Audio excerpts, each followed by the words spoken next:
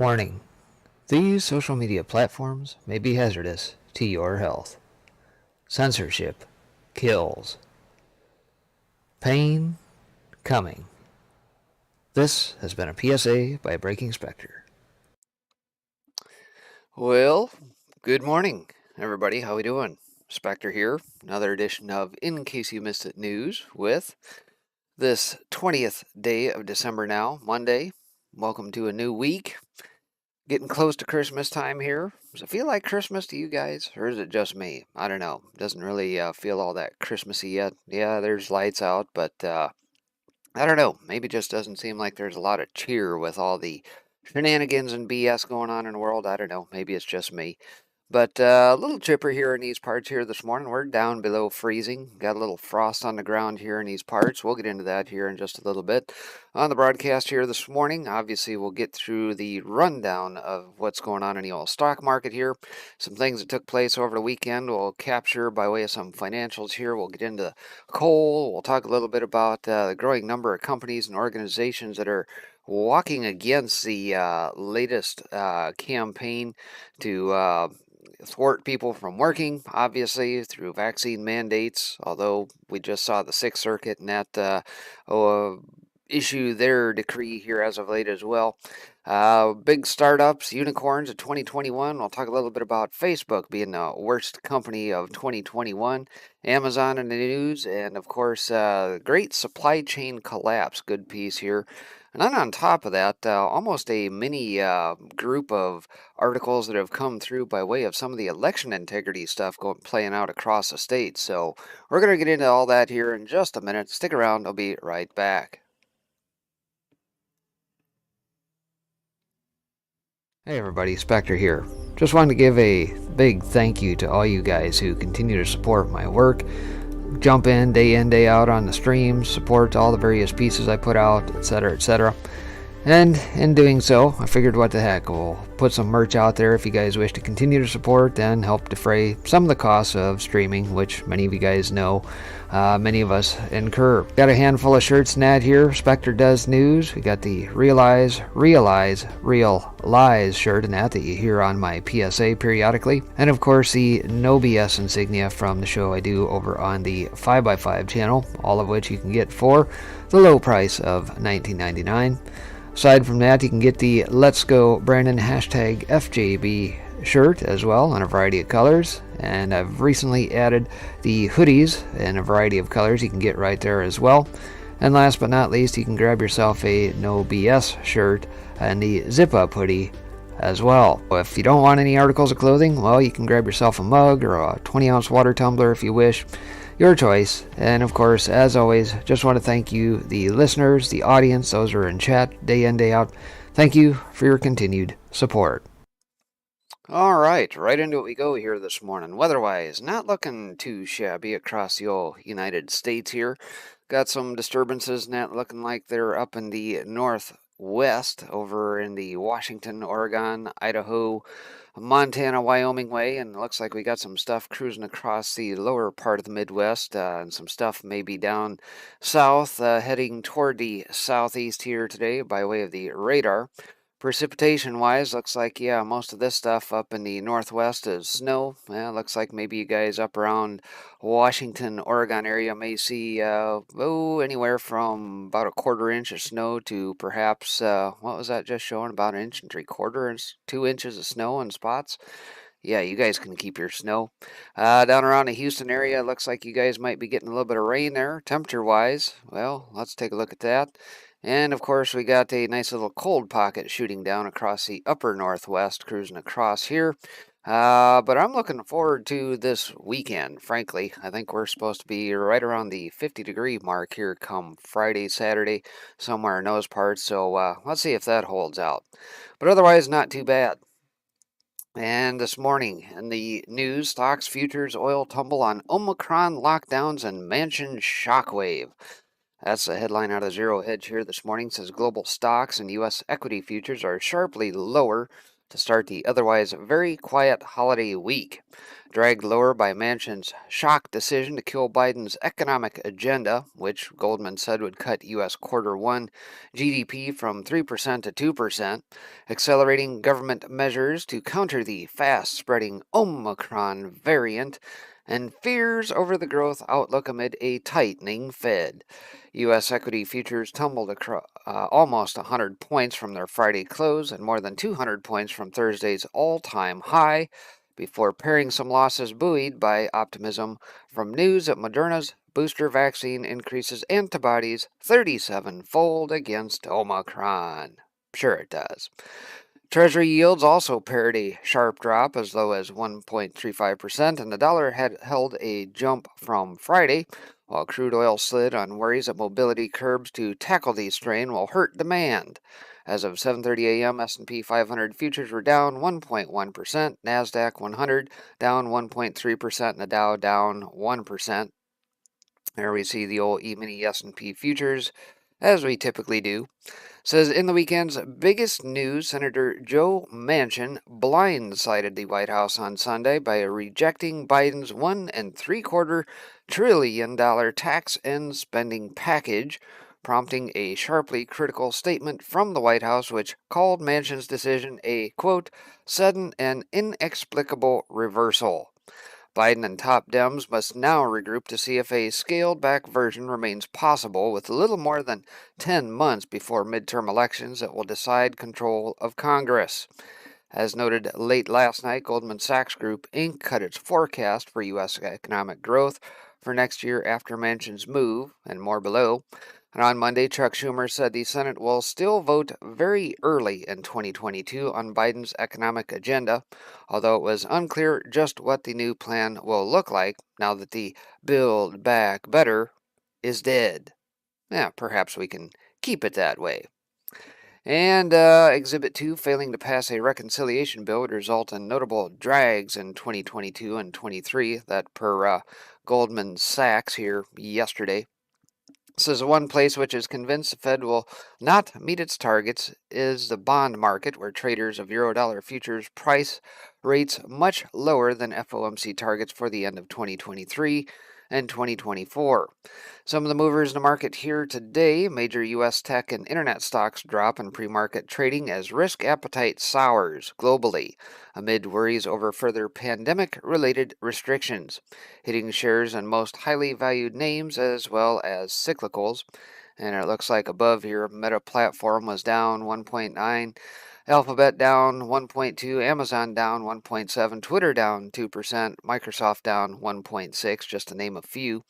Shares in U.S. renewable firms drop in pre-market after U.S. Senator Joe Manchin's surprise rejection of President Joe Biden's $2 trillion package.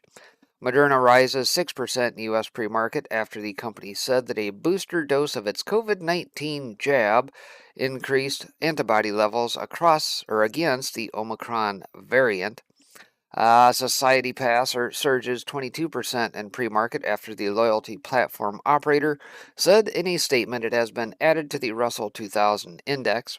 And Boston Beer upgraded to hold at Jefferies following pullback of more than 60% in the shares, related to massive reset in expectations for hard seltzers, removing the only negative rating on the stock. Shares up 0.3% on low volume in pre-market. So aside from that, Brent crude appears to be ticking downward. Market snapshot here. We got S&P 500 futures are down 1.6% to 4535.75. Nikkei is down 2.1%, 27,937.81. Shanghai Composite down 1.1% to 3593 and change. Stocks Europe 600 down 2.2% to 463.29. The euro is up 0.2% to 1.1259. Brent futures down 3.9% to 70.67 a barrel. Gold spot is up 0.1% to $1,800.19 per ounce. And U.S. dollar index little change at 96.61. Some overnight news out of Bloomberg, again repeating the Joe Biden's Manchin stuff here. President Joe Biden faces the unexpected task of quickly rewriting his policy agenda in a crucial election year, after a key Senate Dem abruptly rejected the signature $1.75 trillion economic plan. Germany's new coalition government picked Joachim Nagel, a former Bundesbank senior official, as the central bank's next chief, according to a person with knowledge of the matter.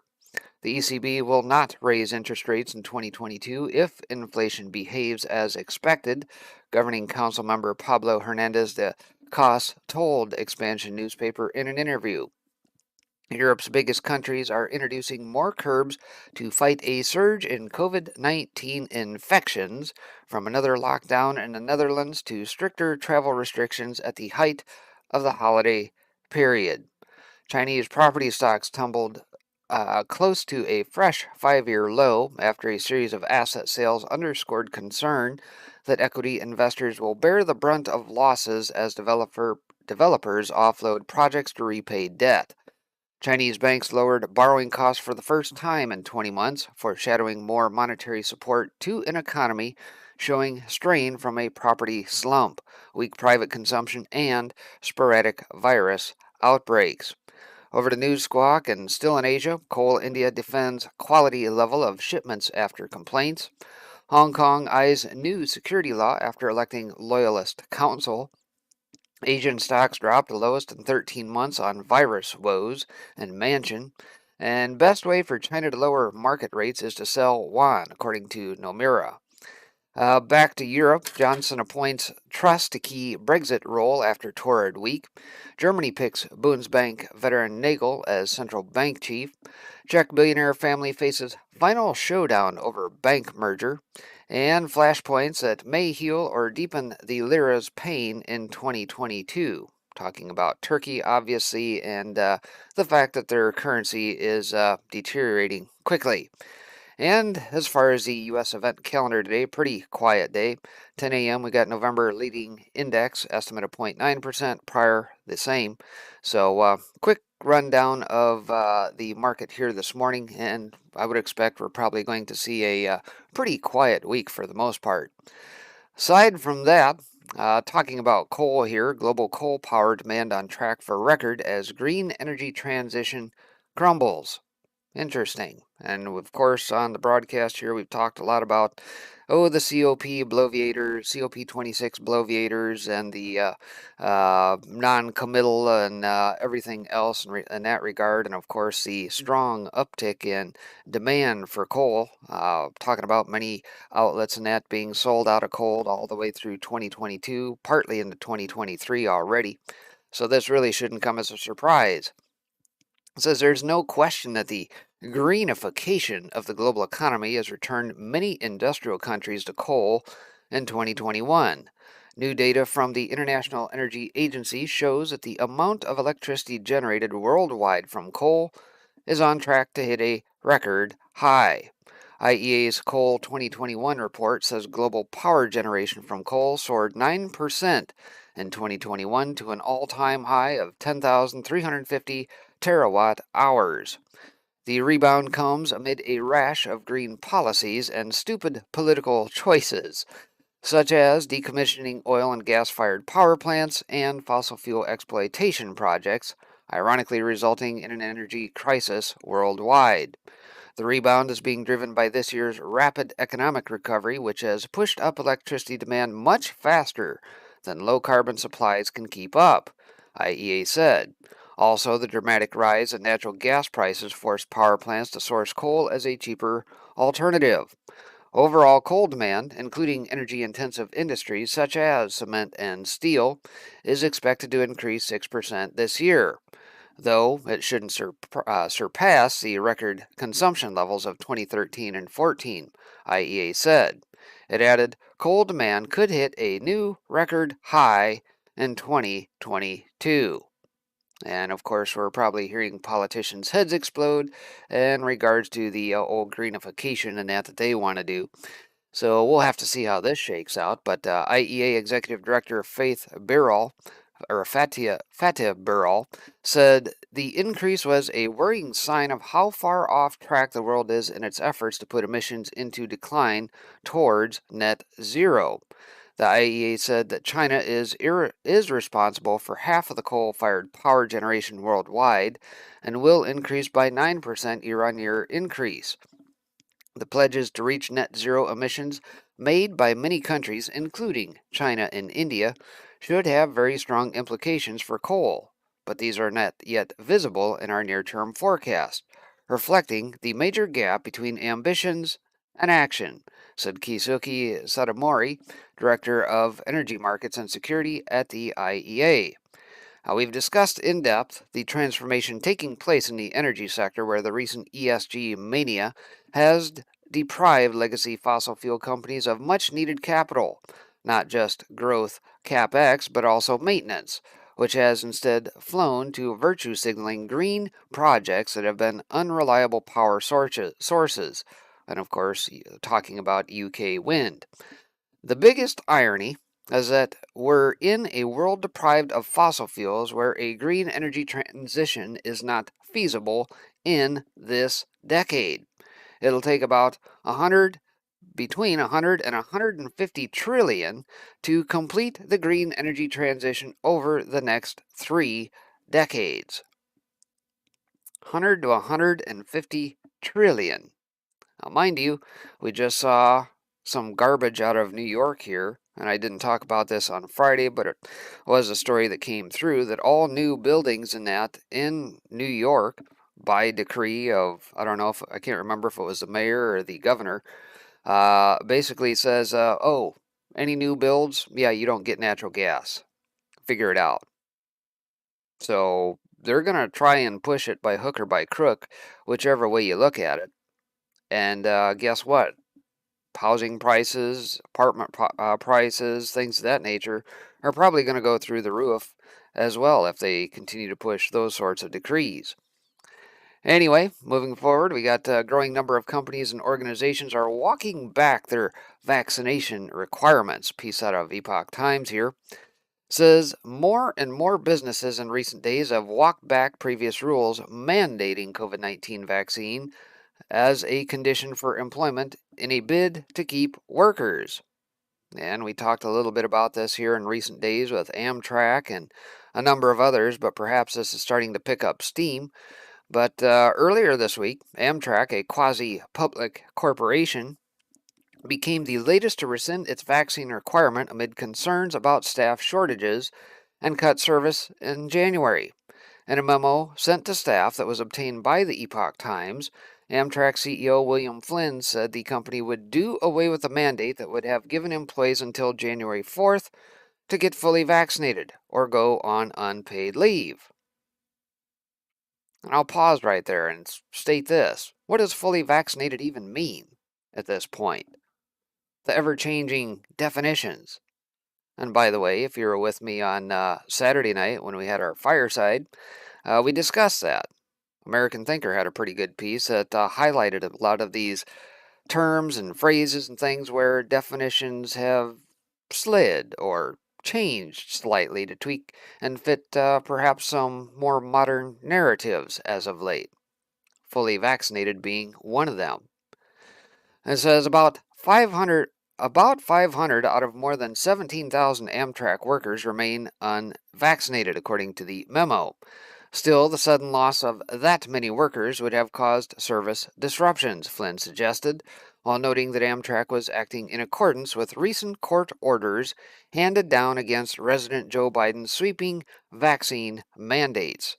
Several hospitals and healthcare systems have similarly rescinded vaccine mandates for employees and cited labor issues that were triggered by the new requirements. In early December, Florida's Advent Health announced the end of its vaccine requirement for some 83,000 workers, also citing the several recent court injunctions against federal mandates. This is due to recent decisions by the federal courts to block the Centers for Medicare and Medicaid Services vaccine mandate.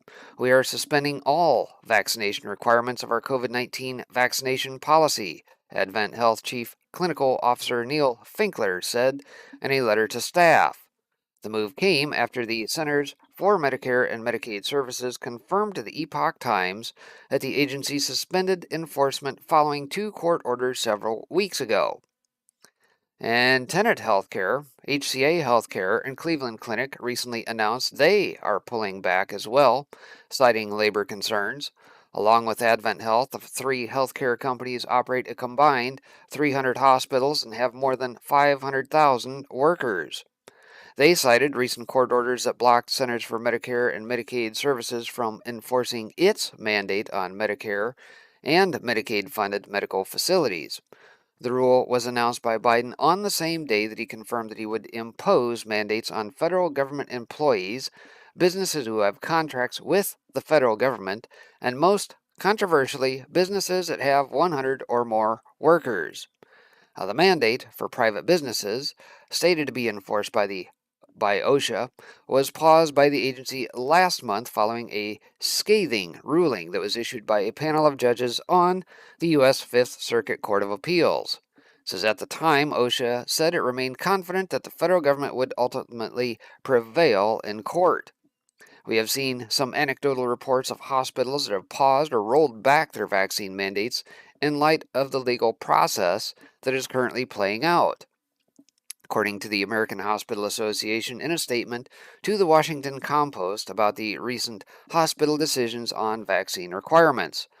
But the org said that it does not think most hospitals are changing their mandates, but some may be choosing to mandate weekly testing or other mitigating strategies for unvaccinated workers instead, while some have also decided to no longer terminate unvaccinated staff.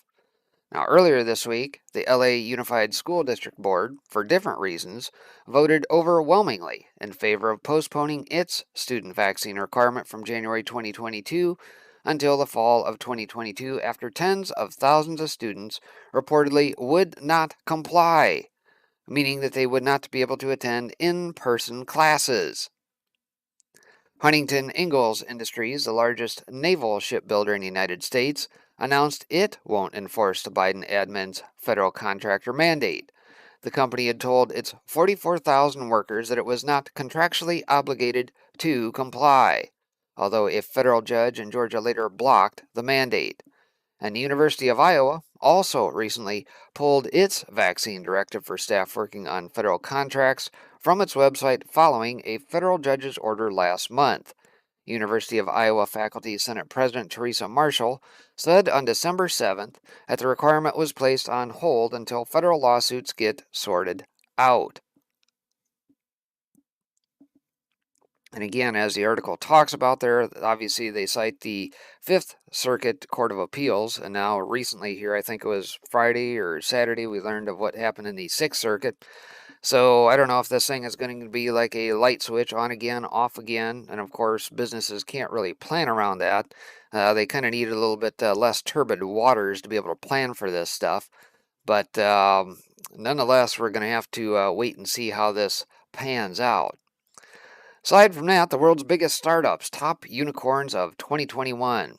We get this as many entrepreneurs start businesses around the world, but only the most successful new companies become unicorns, the biggest startups with a valuation above $1 billion. Some unicorns are little-known companies making quiet but impactful strides in software, healthcare, automotive, and other fields. Others have already become well-known industry leaders like aerospace manufacturer SpaceX and game developer and publisher Epic Games. As visual capitalist Raul Amoros details below, in total, there are more than 800 unicorn startups globally. That said, the visualization specifically hones in on the world's decacorns, unicorns with valuations above $10 billion as of December 2021, according to CB Insights. So, who are said biggest unicorns, or decacorns, I guess, in 2021? Well, ByteDance certainly fits that category, and that's out of China, in red there. Stripe is apparently evaluated at 95 billion. That's here, I believe. That's United States. SpaceX over 100 billion, and of course we get some of these other lesser known. Maybe you guys have heard some of these. I've not. Klarna looks like Revolut. Can't even read that one. Chime and a number of others. Canva is another one. Databricks, and a whole bevy of other little players net down here. Says there are more than 800 unicorns, private companies with a valuation above $1 billion around the world, according to the graphic. Says the world's most prominent unicorns constantly see their valuations change as they enter different rounds of funding or maturity. In December 21, there were 35 startups with a valuation above $10 billion, spreading out across different countries and industries. And we just talked about ByteDance, SpaceX, Stripe, Klarna, Canva, Instacart being one. That's probably fairly recognizable. Databricks, Revolut, Nubank, and Epic Games all above that $10 billion threshold. Says many of the most valuable startups are already giants in their fields. For example, social media company ByteDance is the developer behind video network platform Douyin and its international version TikTok, and has amassed a valuation of $140 billion. Financial services and payment software company Stripe jumped from a valuation of $36 billion to $95 billion over the course of the COVID-19 pandemic. Even less universally prominent names like Swedish fintech Klarna is at $45.6 billion, and Australian graphic design platform Canva, which is at $40 billion, are well known within their respective fields. But private valuations don't last forever. Many eventually go public, like electric vehicle maker and Tesla competitor Rivian, which had a valuation of $27.6 billion before listing on the Nasdaq. And the biggest startups by industries and countries shown here. Breaking down the world's biggest startups by industry highlights that tech is still king in most investing circles. More than 77% of unicorns valued above $10 billion are categorized directly in tech-related fields, primarily in financial and commerce software. So, broken down by sector, I guess, startups valued above $10 billion by industry, fintech has got 9, e-commerce, direct-to-consumer 4, artificial intelligence 3, hardware 3, internet software and services 3, and on it goes. It says many of the unicorns categorized in non-tech fields are still technology companies at their core. In fact, Indonesia's logistics and package delivery company J&T Express is one of the few unicorns not directly in tech, though it still uses automated sorting in its warehouses. It was one of the few startups to come from somewhere other than US or China, which together accounted for over 70% of the 35 biggest startups. The UK was the next most frequently listed headquarters, while Australia, Brazil, Germany, India, and Sweden each had one of these unicorns on the list. With constantly fluctuating valuations and technological breakthroughs always around the corner, the next $10 billion unicorn could come from almost anywhere. So, bottom line, folks, if you got an idea, you wish to write up some sort of business plan or prospectus, what have you, throw it out there. See who bites. Get it out in Silicon Valley, perhaps, and we'll get some Sequoia-type backers behind you, and la-di-da, whip up some valuation, and away you go. I mean, that's literally how simple some of this stuff is, and hence why they're called unicorns. So a survey is calling Facebook the worst company of 2021. Another piece out of Epoch Times here says Meta Platforms, formerly known as Facebook, was declared the worst company of 2021 in the results of an audience survey conducted by Yahoo Finance. You think Zucky cares at this point? Oh, Facebook? Wow, that's old news. We're Meta now. Forget all that. The poll, which surveyed 1,541 readers, saw Facebook receive 8% of the total votes for the ignominious distinction. Respondents were polarized in their assessments of the tech company and expressed contradictory reasons for their disdain. Conservatives and dissidents expressed frustration with the tech company for being overly censorious and discriminating against their views. However, progressives often complain that the company did not go far enough in its efforts to eradicate perceived misinformation, with many claiming that the company was inadequately suppressive of skeptical views regarding the CCP, pandemic, and the 2020 United States presidential election. Yes, we must prevent those little snowflakes from having their bubbles burst and things that don't necessarily fit their myopic views. And by the way, we talked a little bit about those folks on Saturday night as well. This is last September. Facebook fell under scrutiny for the Facebook Files, a series of investigative reports published by the Wall Street Journal and based on leaks provided by whistleblower Frances Haugen. Come on. She wasn't a whistleblower. She was a plant. She was put there. There was no whistleblowing going on. Please. So much of the publicity around the leaks focused on the impact of Instagram, a subsidiary of Meta Platforms, on teenage girls and the company's alleged indifference to those concerns. Haugen also alleged that Facebook's potential for radicalization has contributed to genocides in Myanmar and Ethiopia, among a myriad of other concerns expressed in the reports. Additionally, the company has been under the scrutiny of antitrust regulators for several years. Last year, the Federal Trade Commission and the Attorneys General of 48 states sued Facebook for alleged violations of antitrust laws. That particular case against the company was dismissed as legally insufficient, but the lawsuit is still pending as the court considers dismissing the case outright. Perhaps owing to this negative publicity, Facebook rebranded the parent company, which oversees its platform, as Meta Platforms last October. The new name coincides with Zuckerberg's increasing emphasis on the concept of the metaverse, a concept in which the internet would be presented as a simulated, three-dimensional world accessible through virtual reality. The proposed Facebook metaverse has been no less controversial, with critics calling it everything from ridiculous to dystopian. Still, Meta's stock value has seen 22% growth in the past year, lagging somewhat behind the S&P, but hardly a crisis for investors. For strictly financial concerns, Meta appears in much better shape than the second place finisher for worst company of 2021, the Chinese e-commerce giant Alibaba, which has seen its stock price plummet by over 50% after a tumultuous year of harassment by the Chinese Communist Party. However, Facebook has seen itself dogged by controversy since its inception, and this has not deterred it in its rise to become an information powerhouse.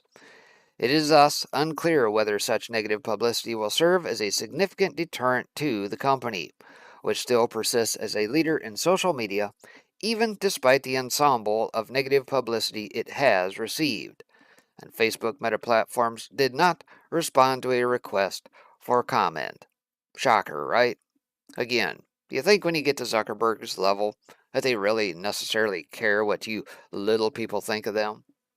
Of course not. They're mining your data, selling your data, and of course trying to persuade you to buy this, that, and the other thing. Keep your microphones on the apps on your phone so they can listen in and do all sorts of stuff. I mean, it's all about data. And the fact that the platform is free, again, you are the product. Aside from that, texts show Amazon threatened to fire driver if packages not delivered during the deadly tornado. So, a couple negative stories in regards to Amazon over the weekend, this being one of them, but pretty troubling if this is indeed the case. This by Kenny Stansel over at Common Dreams says more damning information about the deadly workplace disaster at an Amazon building in Illinois emerged on Friday when a delivery driver shared records of a conversation she had with her boss, which revealed that the e-commerce giant threatened to fire her if she didn't keep delivering packages even as tornado sirens blared. Radio's been going off, the driver told her supervisor, less than an hour and a half before a twister hit one of Amazon's warehouses in Edwardsville, in a text message obtained by Bloomberg News. Keep delivering, her boss replied. We can't just call people back for a warning unless Amazon tells us to. Amazon was already in hot water for forcing employees to attend their shifts at that deadly Friday despite the impending storm and refusing to let them leave before catastrophe struck. 6 workers were crushed to death when a warehouse that is being investigated for possible building code violations collapsed, exemplifying the company's long track record of prioritizing profits over occupational safety, critics say. New evidence that Amazon has pressured delivery drivers to work through a tornado instead of immediately helping them obtain safe shelter has only increased the amount of contempt that many people have for one of the world's most powerful corporations. More details emerge about lives put in danger by Amazon's dehumanization of workers and its gigantic, chaotic bureaucracy, tweeted Athena Coalition, a nonprofit group made up of more than 50 organizations that are building democratic power to stand up to Amazon's abuse of our communities. Now, the exchange shows that roughly 30 minutes after the driver informed her boss about the radio warnings, she said that tornado alarms are going off over here. Just keep delivering for now, her supervisor responded again. We have to wait for word from Amazon if we need to bring people back. The decision is ultimately up to them. I will let you know if the situation changes at all. I'm talking with them now about it. Shelter in place for now, the boss instructed the driver minutes later. Give it about 15-20 minutes and then continue as normal. I will let everyone know if that changes. Says at this point, the driver indicated that she wanted to return to the warehouse for her own safety. Having alarms going off next to me and nothing but locked buildings around me isn't sheltering in place, she said. That's waiting to turn this van into my casket. And apparently here is the text exchange that Brian Kahn has over on Twitter. Says the driver pointed out that her delivery shift ended in just an hour. And if you look at the radar, the worst of the storm is going to be right on top of me in 30 minutes, she added. To which the boss replied, if you decide to come back, that choice is yours. But I can tell you, it won't be viewed as for your own safety. The safest practice is to stay exactly where you are. If you decide to return with your packages, it will be viewed as you refusing your route, which will ultimately end with you not having a job come tomorrow morning.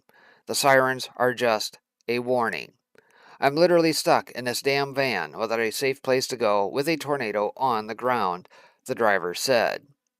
Bloomberg, which reviewed text messages from contract drivers and interviewed current and former workers, reported that Amazon employees said they received instructions on what to do in fires or tornadoes, but never did the kind of drills that could help avoid confusion in an emergency.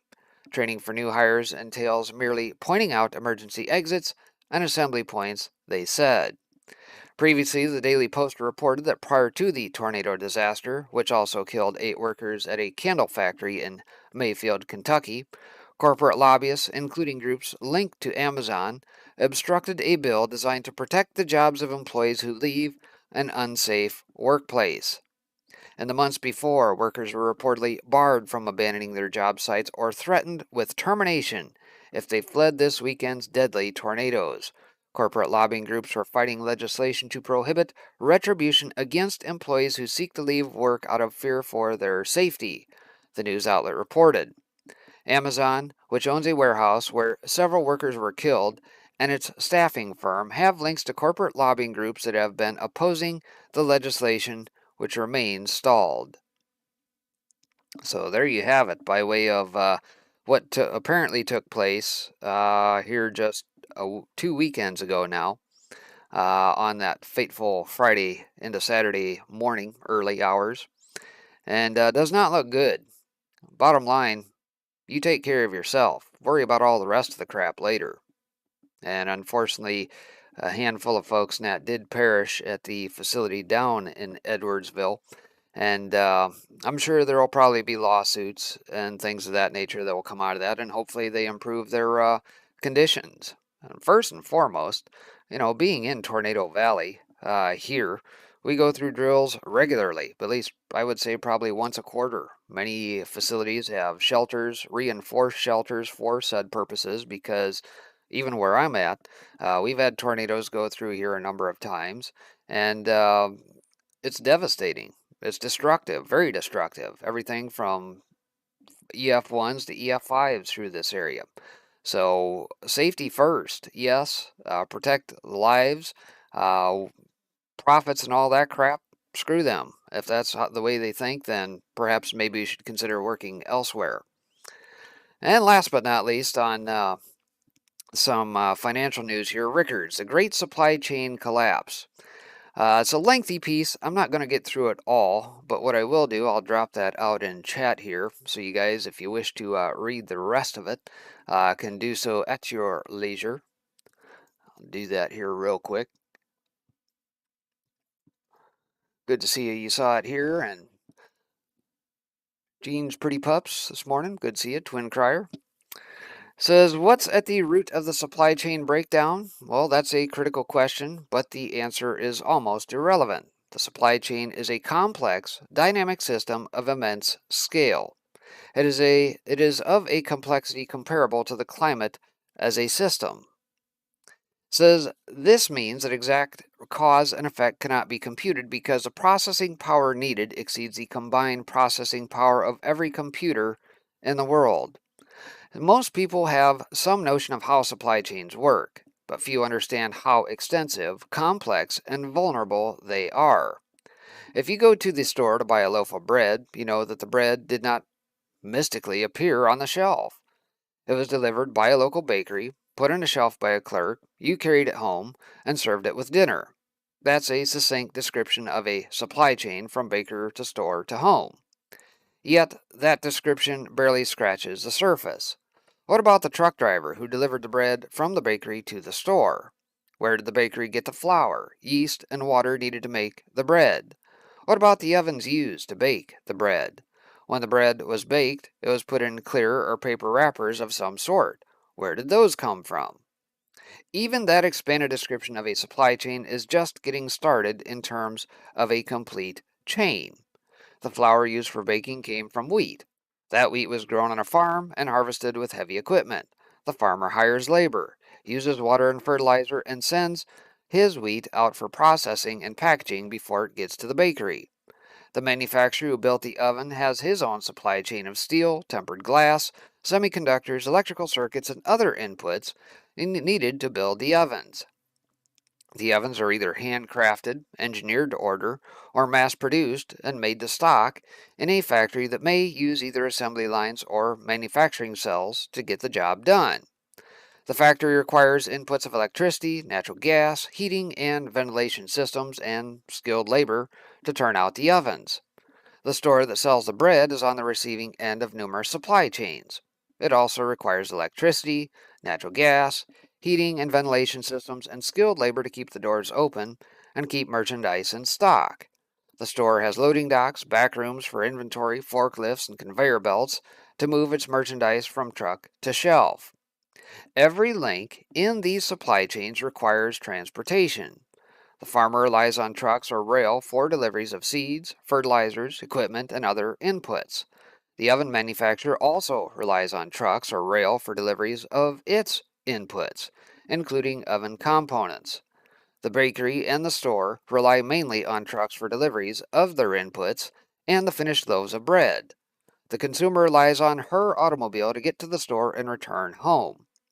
These transportation modes have their own supply chains involving truck drivers, train engineers, good roads, good railroads, rail spurs, and energy supplies to keep moving and keep deliveries on time.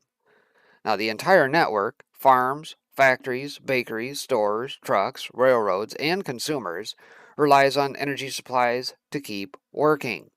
The energy can come from nuclear reactors, coal-fired and natural gas-fired plants, or renewable sources fed to a grid of high-tension wires, substations, transformers, and local connections to reach the individual user. Everything described above sits somewhere in a complex supply chain needed to produce one loaf of bread. Now take everything else in the grocery store: fruits, vegetables, meat, poultry, fish, canned goods, coffee, condiments, and so on, and imagine the supply chains needed for each one of those products. Then take all the other stores in the shopping center: home goods, clothing, pharmacy, hardware, restaurants, sporting goods, and imagine all the goods and services available from those vendors and the supply chains behind each and every one of those. In case you think I have exaggerated the components and steps in making a loaf of bread in the above example, I didn't. The example above is a grossly simplified description of the actual supply chain. So a full description of the needed supply chain would reach back further. Where do the seeds for the wheat come from? And branch off in tangential directions. Where do the bread wrappers originate?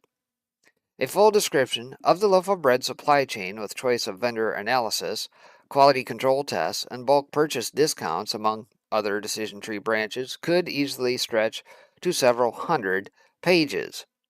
Now, consider all the supply chain links and possible bottlenecks described above are purely domestic, but very few supply chains are actually that local.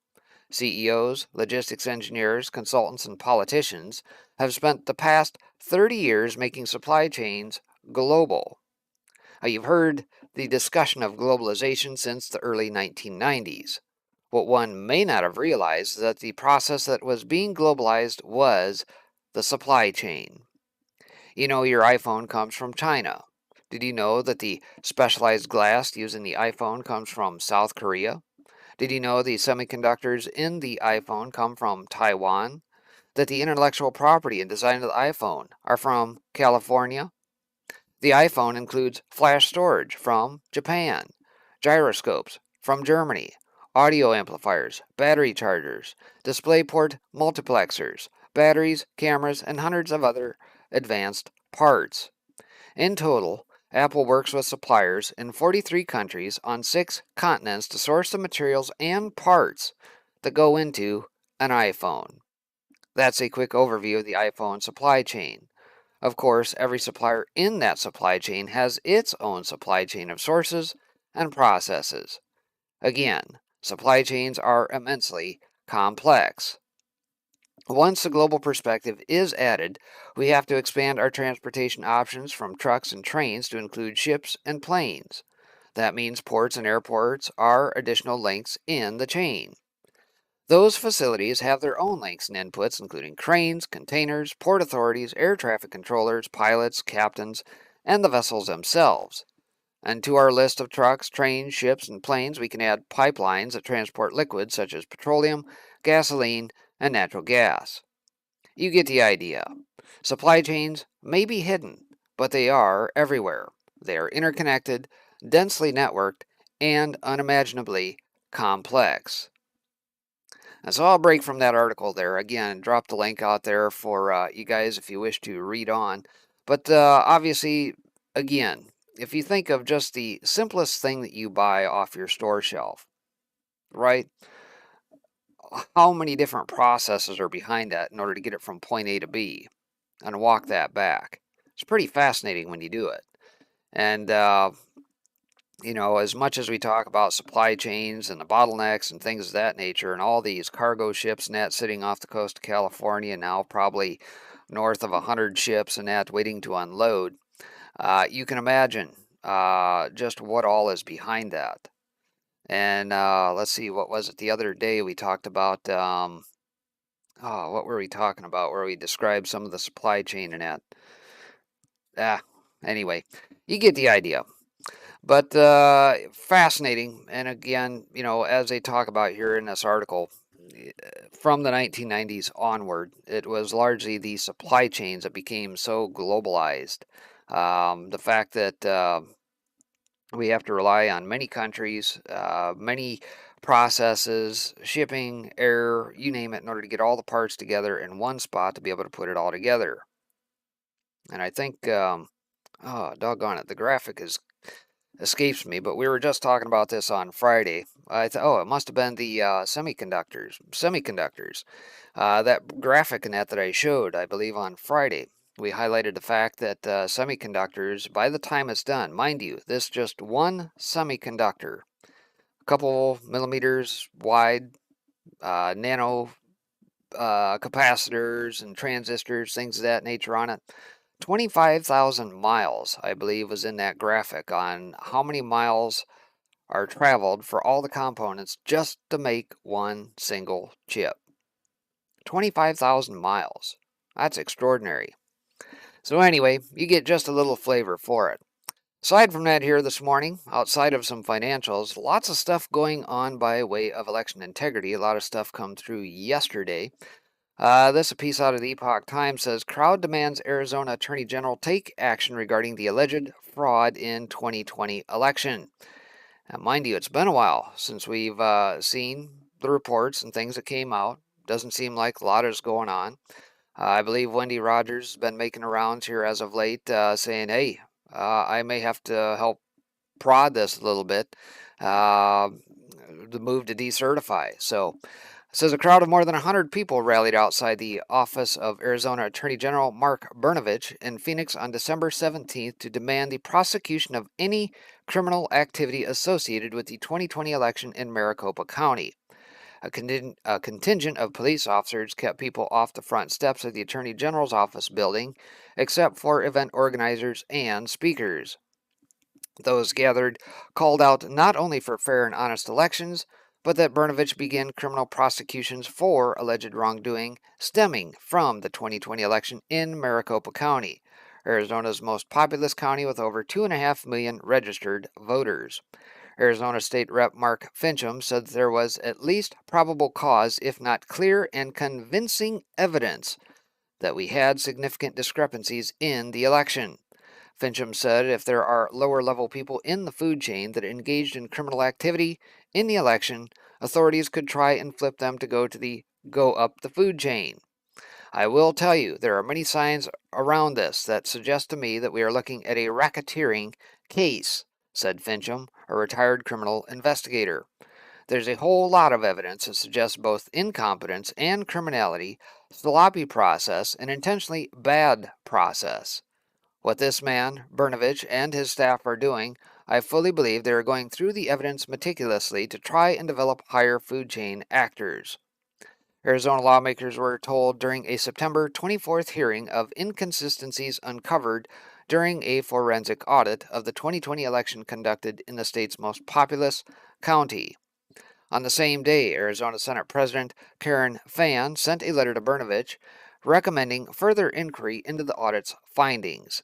In a letter, she raised concerns over signature verification on mail-in ballots, the accuracy of voter rolls, the securing of election systems, and the record-keeping of evidence related to the elections. Brnovich issued a statement the same day, vowing to take all necessary actions that are supported by the evidence and where I have legal authority. Arizonans deserve to have their votes accurately counted and protected, he said.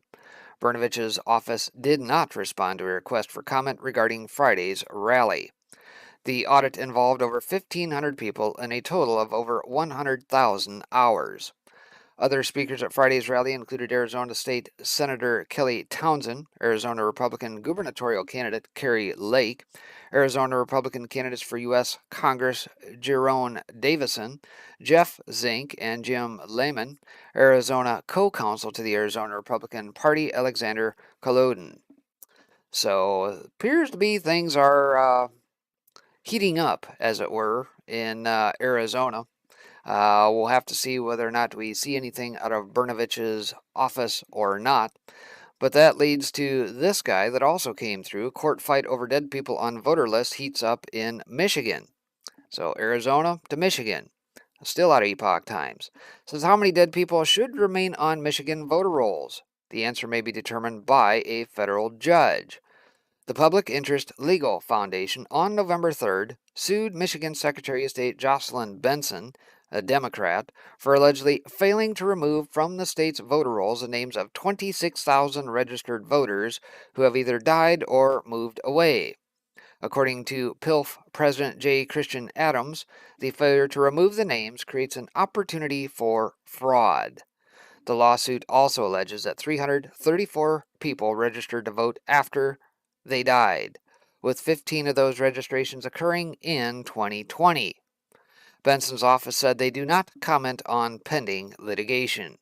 However, Tracy Wimmer, a spokesperson for Benson, told Fox News Michigan maintains its voter registration list in accordance with all state and federal laws. As we've seen throughout the past year, meritless lawsuits serve as press releases for those seeking to further election misinformation and undermine American democracy, Wimmer said. The Office of the Michigan Attorney General filed a response to Pilf's complaint and a motion to dismiss the case on December 13th of this year. In the reply, Benson denies any failures to perform list maintenance activities required by federal law. Her lawyers point out that the National Voting Rights Act requires only that a state conduct a general program and make a reasonable effort to remove the names of ineligible voters from the official voter registration list by notice of death, change of residence, or the voter's request. The NVRA does not require a state enact an exhaustive program to remove every voter who becomes ineligible, wrote Benson's counsel. The complaint alleges that when more than 25,000 deceased registrants are identified on the qualified voter list and not removed for an extended period of years, the list maintenance program is not only unreasonable, it is failing. The NVRA does not simply require a percentage or portion of dead registrants to be removed. It requires a program that actually detects dead registrants and removes them. Among other requests, Pilf is asking the court to require Benson to remove the names of deceased voters from the rolls and to order her to allow inspection of records pertaining to the implementation of programs and activities used in cleaning up the voter list. Adams said the numbers speak for themselves and is confident the suit will survive the motion to dismiss. They love their fraud. They absolutely love it. Clean up voter rolls. Why would we do a thing like that? Right? Do you think in this day and age, folks, that an algorithm probably couldn't be written up that looks at all the state papers, all the state records of folks who have passed away? Compare that to a voter registration, do a little pairwise and say, yep, nope, type deal, and off you go and spits out a report at the end. Didn't we just get done talking about unicorn companies that started up? Gee, you honestly think that that can't be done? It's not that it can't be done. They don't want it done. They want this institutionalized because it's favorable to them. So out of Michigan, we head over to Colorado to this fine Secretary of State we've talked about. Group sues Colorado Secretary of State for illegally withholding voter data. Says a good government group is suing Colorado Secretary of State Jenna Griswold in federal court for refusing to allow the inspection of voter list maintenance records as required by federal law. Griswold, a Dem, is refusing to allow the Public Interest Legal Foundation, PILF, here we are again, access to voter list maintenance documents, including data that Colorado receives from the Electronic Registration Information Center, aka ERIC. Griswold says her agency contract with ERIC prohibits the release of the data ERIC provides to member states. Member states? So apparently this is used on multiple states? Interesting. ERIC, a nonprofit that describes its mission as assisting states to improve the accuracy of America's voter rolls and increase access to voter registration for all eligible citizens. ERIC was created in 2012 with assistance from the Pew Charitable Trust, a left-wing philanthropy. How many of you guys have heard of this? I've not. And if they are indeed tasked with helping to clean up voter rolls, well, they suck. They have obviously failed. And as stated, a left-wing philanthropy, well, gee, color me shocked. Griswold also claims Colorado cannot hand over the records because the Federal Driver's Privacy Protection Act and other laws governing the Social Security Death Record Database. Colorado's membership agreement with ERIC, she claims, also prohibits member states from disclosing records that are public documents under the National Voter Registration Act of 1993. Now, Colorado, 30 states, and the District of Columbia outsource the maintenance of their voter rolls to ERIC. ERIC regularly provides the Colorado Secretary of State's office with reports showing which registered voters are no longer eligible because they have died or relocated.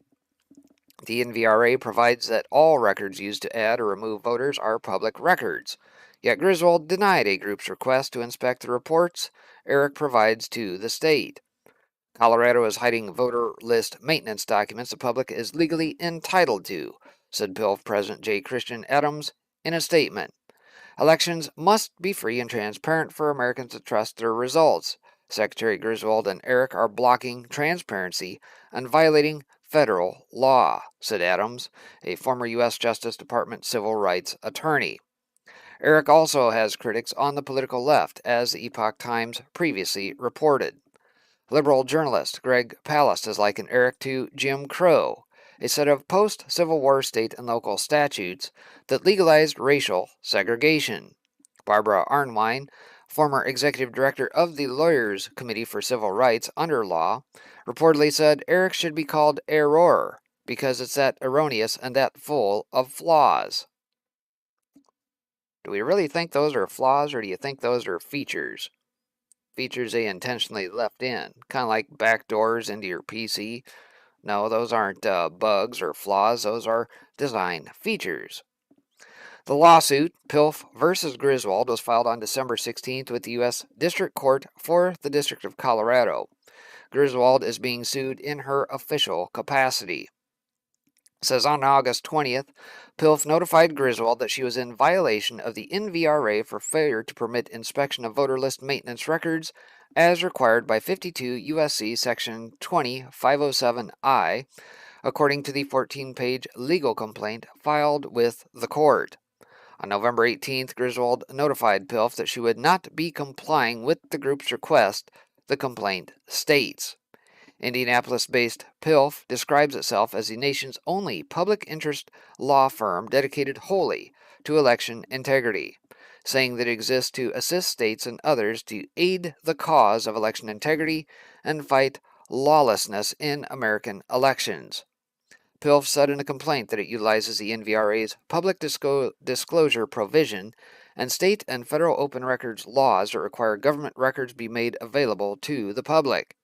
Using records and data compiled through these open records laws, the Foundation analyzes the programs and activities of state and local election officials in order to determine whether lawful efforts are being made to keep voter rolls current and accurate in accordance with federal and state law, and to determine whether eligible registrants have been improperly removed from voter rolls.